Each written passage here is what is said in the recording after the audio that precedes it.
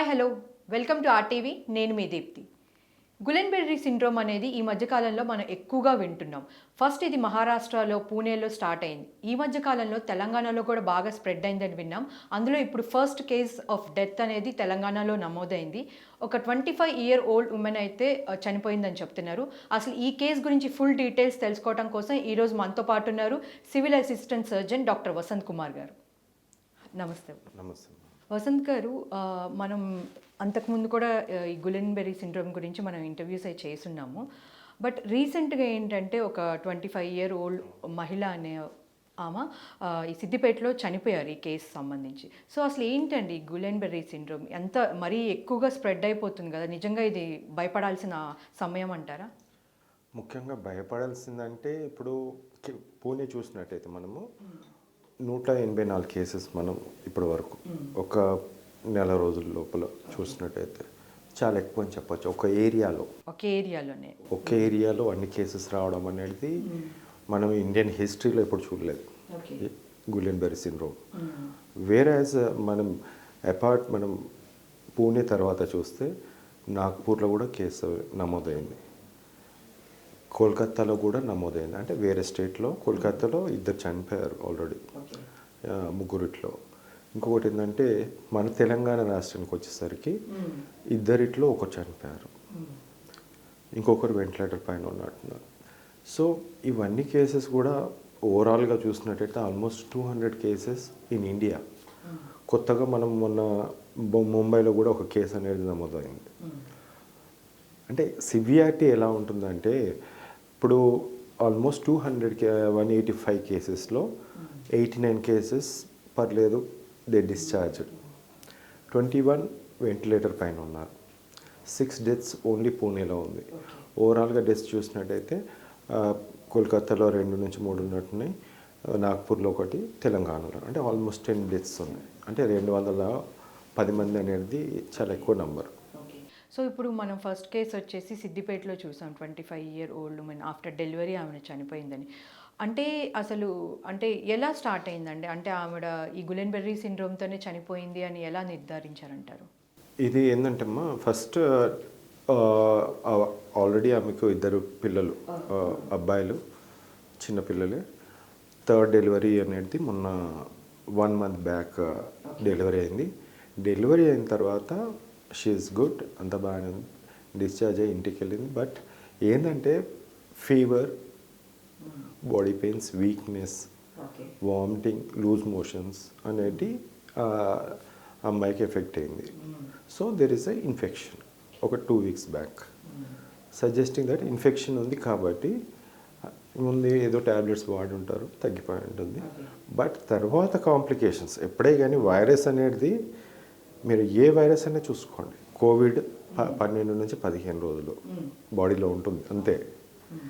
మిగతా noro virus same, Zika virus same, చాలా మటుకు వైరస్ 2 weeks పాటు మన బాడీలో ఉంటుంది. సో 2 weeks వరకు మన బాడీలోనే ఉండిపోతుంది, mRNA virus specially.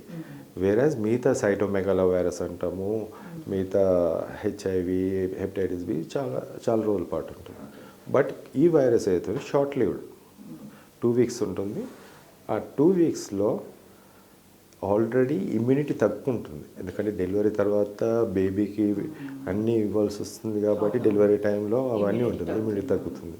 So she might have contact ఏదన్నా ఇన్ఫెక్షన్ వచ్చి ఉంటుంది, నోరా వైరస్ ఉండొచ్చు మోస్ట్లీ. 2 weeks లోపల ఈ ప్రాబ్లమ్. సో ఈ గులెన్బెర్రీ సిండ్రోమ్ వల్ల ఇమ్యూనిటీ తగ్గుతుందంటారా, లేకపోతే ఇమ్యూనిటీ తక్కువ ఉన్న వాళ్ళలో ఈ జీబీఎస్ వస్తుందా? వైరల్ ఇన్ఫెక్షన్ వచ్చిన తర్వాత ప్రతి మనిషిలో, ప్రతి ఒక్కరిలో ఇమ్యూనిటీ తగ్గుతుంది. ఆ తగ్గిన తర్వాత బ్యాక్టీరియల్ ఇన్ఫెక్షన్స్ అనేది అటాక్ అవుతాయి.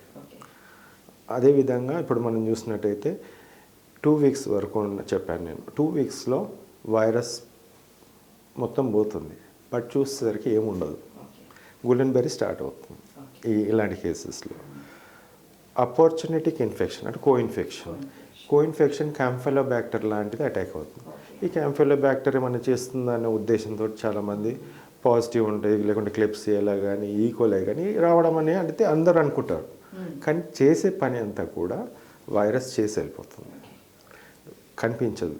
కొందరిలో 2 వీక్స్ లాస్ట్లో ఎడ్జ్లో కూడా కొందరిలో పాజిటివ్ కనిపిస్తుంది. అందుకే నోరో వైరస్ పాజిటివ్ కొందరిలో శాంపుల్లో కనిపించింది, క్యాంఫైలోబాక్టర్ కొందరిలో కనిపించింది అనేది చెప్తుంటారు. సో మీరు అంతకుముందు అన్నారు గులెన్బెర్రీ సిండ్రోమ్ అనేది వైరస్ కాదు అని. అసలు ఏం డాక్టర్ ఇది గులెన్బెర్రీ సిండ్రోమ్ అంటే ఏంటి అసలు? బేసిక్ థింగ్ ఏంటంటే అమ్మ, మెకానిజం చెప్తున్నాను నేను. వన్స్ ద వైరస్ ఎంటర్ అయిన తర్వాత 100నో 2000 1000 సమ్ ఎంటర్ అవుతాయి బాడీలో. సో ఆ మల్టిప్లై అవుతాయి లోపల. మల్టిప్లై అయ్యేది అదొక లైపోప్రోటీన్. వైరస్ అంటేనే లైపోప్రోటీన్. దానిలో అన్ని ప్రోటీన్స్ మనం అందరం చూసుంటాం మనం. లైపోప్రోటీన్ ఆ ప్రోటీన్ ఎక్కడి నుంచి తీసుకుంటుంది? బేసిక్ థింగ్ అనేది బేసిక్ మన బాడీ. బాడీని ఒక పారాసైట్ లాగా బాడీలో మొత్తం తీసేసుకుంటుంది. ఫస్ట్ బ్లడ్లో దొరకంగానే తీసేసుకుంటుంది, సెల్ లోపల తీసుకుంటుంది, లివర్లో ఉన్న తీసేసుకుంటుంది. తర్వాత దానికి next muscles. Muscle is a protein place. మజిల్స్ని అటాక్ చేస్తుంది.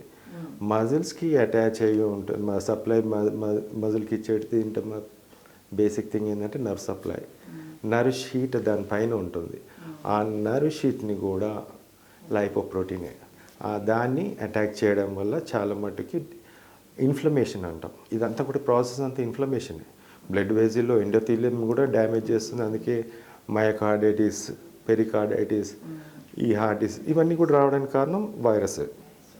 సో ఓవరాల్గా ఒక ప్రోటీన్ అనేది పార్ట్ వైరస్ మొత్తం డ్యామేజ్ చేస్తుంది, ఇన్ఫ్లమేషన్ చేస్తుంది. కాబట్టి డీమైలినేషన్ అంటాం. అది కూడా అక్యూట్ అంటాం. అక్యూట్ అంటే ఏంటంటే వెరీ ఫాస్ట్గా. ఇప్పుడు 2 వారాల పాటు అయింది, తర్వాత ఫాస్ట్గా అక్యూట్గా రావడం. నెక్స్ట్ పదం యూజ్ చేస్తాం అన్నట్టు. ఎర్లీగా వచ్చింది కాబట్టి ఇట్ ఈస్ అక్యూట్. సో దీని లక్షణాలు ఎలా ఉంటాయి డాక్టర్? అంటే అసలు జీబీఎస్ వచ్చింది అని ఎలా తెలుస్తుంది? ముఖ్యంగా మీరు ప్రతి వైరల్ ఇన్ఫెక్షన్లో మీరు ఒక్కటి గమనించండి, చాలామంది అందరికీ కూడా వైరల్ ఇన్ఫెక్షన్ వచ్చి ఉంటుంది. బేసిక్ థింగ్ ఏంటంటే అక్కడ వీక్నెస్ అంటాం. మనం బ్యాక్టీరియల్ ఇన్ఫెక్షన్లో ఎక్కడ వీక్నెస్ రాదు. జ్వరం ఉంటుంది, they will eat, they will use the antibiotics, తగ్గిపోతుంది. వేరేస్ వైరల్ ఇన్ఫెక్షన్ వచ్చేసరికి వీక్నెస్. ఇప్పుడు మీరు డెంగ్యూలో చూసినట్టయితే నేను నిల్చోలేకపోతున్నాను, నడవలేకపోతున్నాను. ఎందువల్ల అంటే హైపోటెన్షన్, అక్కడ ఆల్బమిన్ అనేది తగ్గిపోతుంది.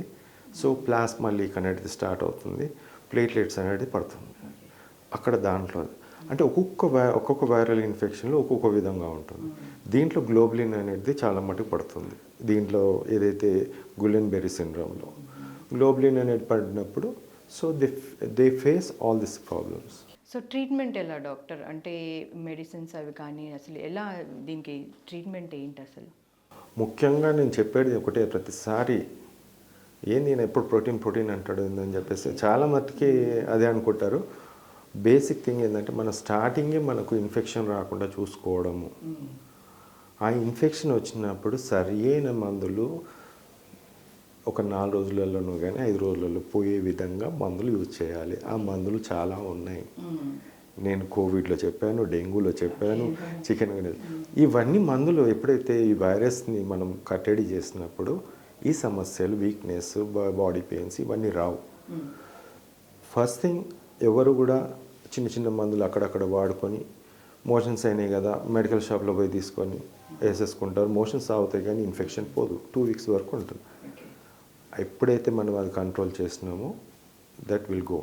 కానీ మనం ఏం చేస్తామంటే ఆ టైంలో కూడా సరైన ఫుడ్ తీసుకోం. వామిటింగ్ ఉంది, ఎస్ వామిటింగ్ ఉంటే మనం తినబుద్ధి కాదు, లూజ్ మోషన్స్ వస్తున్నాయి, మీరు ప్రోటీన్ డైట్ తినొద్దు అంటారు, నాన్ వెజ్ తినొద్దు అంటారు, లేకుంటే హై రిచ్ ఇన్ వైటమిన్స్ కానీ అవన్నీ కూడా తీసుకోరు. ఒక కర్డ్ రైస్ అంటే పెరుగన్నము, లేకుంటే పల్చటి పప్పుతో రైస్ తీసుకోవడం, లేకుంటే కారంతో గొడ్డు కారంతో తినడం, ఇది చేసే తప్పు చేయొద్దు. ఈవెన్ ఇన్ఫెక్షన్ ఉన్నా యూ విల్ బి సేవ్డ్. ఎలాగంటే high rich protein diet. Motions పోతున్నారు, పర్లేదు తినండి. వామిటింగ్ చేస్తున్నారు, వామిటింగ్ టాబ్లెట్స్ ఉన్నాయి వామిటింగ్ రాకుండా, that will suppress. So people will eat, మంచిగా తింటారు. కాబట్టి ఆ ప్రోటీన్ అనేది కంపెన్సేట్ చేసినప్పుడు మిగతా complications Rao. Okay. That is the main అక్కడ. ఇప్పుడు వైద్యం కన్నా నేను ఫుడ్ గురించి ఎక్కువ చెప్పినాను ఇక్కడ మెడిసిన్స్ ప్రాపర్ ఫుడ్ తీసుకుంటే ఎటువంటి సమస్య రాదు. మీరు కోవిడ్ అప్పుడు చూడండి, చాలామందికి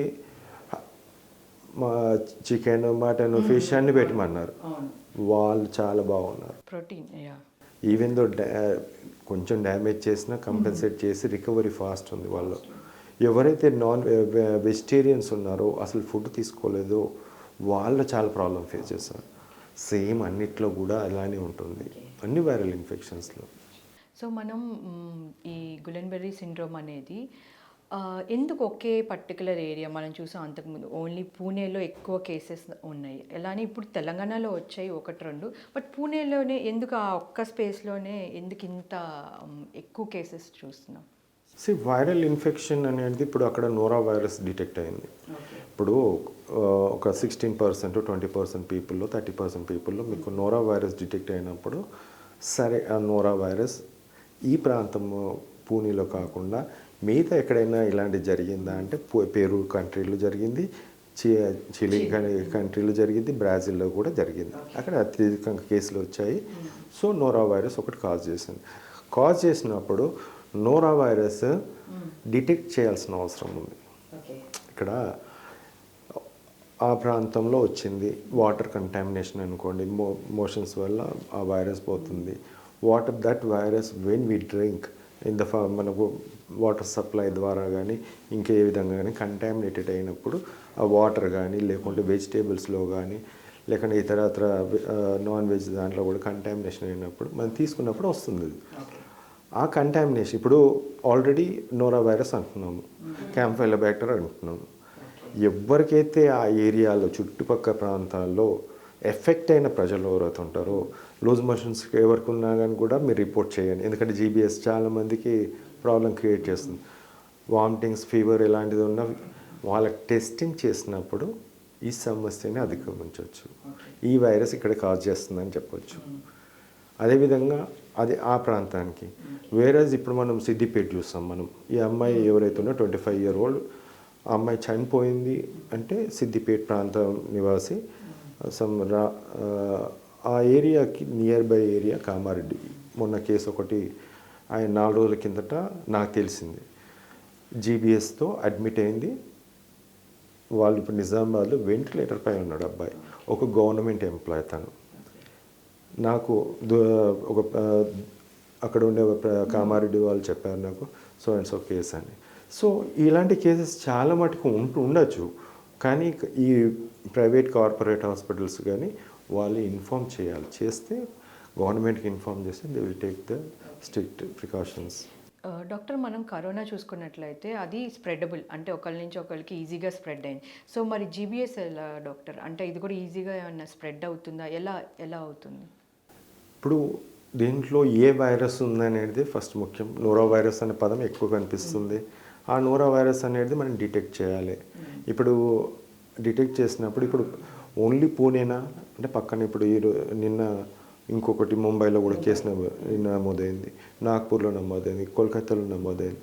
ఇవన్నిటినీ కూడా మనము కరెక్ట్ ప్రొసీజర్ ప్రకారం వీ షుడ్ నోటిఫై చేసినప్పుడు ఈ వైరస్ ఇంకా మిగతా ప్రాంతాలకు వెళ్ళి సేమ్ ఇదే విధంగా ప్రాబ్లం చేసే ఛాన్సెస్ ఉంటాయి.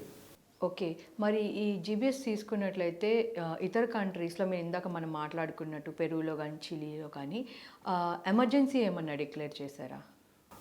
పెరూలో ఎమర్జెన్సీ డిక్లేర్ చేశారు, హెల్త్ ఎమర్జెన్సీ ప్రకటించారు అక్కడ. ఎందుకంటే 700 కేసెస్ అక్కడ నమోదయ్యాయి. అది చాలా హాట్ టాపిక్. ఎందుకంటే ఎక్కడ కూడా ఒక ప్రాంతంలో అన్ని కేసెస్ అనేది నమోదు కాలే.